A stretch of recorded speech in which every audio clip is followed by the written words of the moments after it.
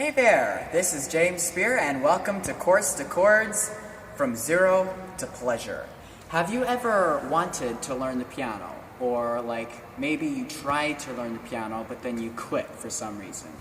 Maybe it was too hard, or you didn't have a teacher, or you felt like you weren't going anywhere fast. You felt like you were going to be an old man by the time you could play something some little kid's playing over there. Or you just weren't getting the pleasure out of it that you wanted.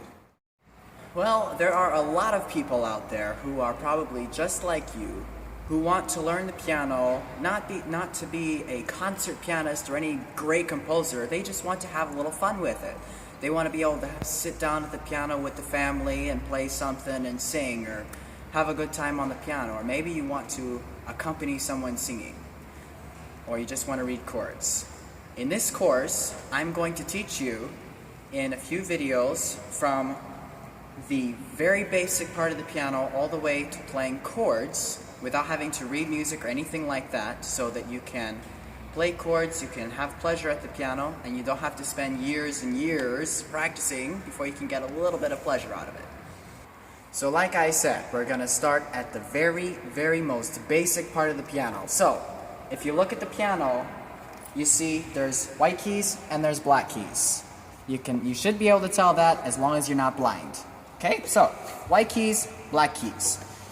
Every single one of these little white notes has a name. That's a lot of white notes, but don't let that scare you, because you only need to know 7 names in order to name every single key on this keyboard.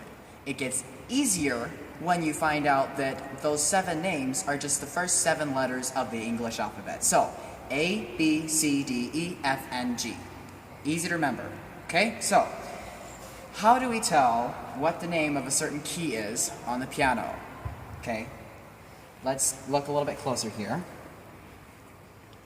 Now, if you'll notice, the black keys are arranged in patterns. We have 3, 2, 3, 2, 3, 2, and then whatever, 3, 2, all up and down the keyboard.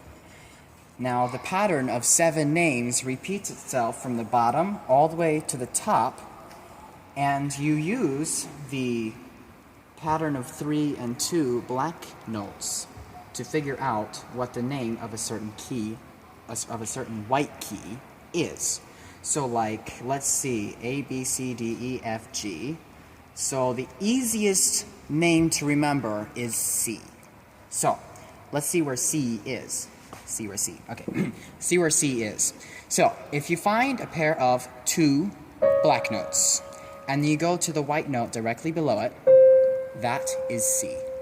So let's find another C. So here's another group of 2 black notes. There's our C. Up here, there's our C. Right there. So, now, if you want to find an E, what do you think you would do? Let's think through this, okay? The alphabet goes A, B, C, D, E, F, G, and it follows alphabetical order, okay? So you don't have to get everything mixed up here. So, C, D, E. Just simple like that. So, C, D, E, F, G, A, B, C, D, E, F, G, A, B, C, D, E, F, G. So, naming the white notes on the keyboard is very easy. All you have to remember is that there are 7 names. It's the first 7 letters of the English alphabet. And the key that you want to remember the most, it's the easiest one to remember. And from that, you can find anything else. If you want to count backwards in the alphabet or forwards in the alphabet, whichever way you want to do it, you can find any other name. So if you know where C is, right here. So if I want to find A, C, B, A. Or if I want to find G, C, D, E, F, G. After a while, you should have these memorized, and it should be simple. So go ahead and start practicing on your own keyboard or whatever you have. See how well you can get this down. And I'll see you in the next video. If this was helpful to you, I would appreciate it so much if you subscribed and liked this video, and stay tuned for more.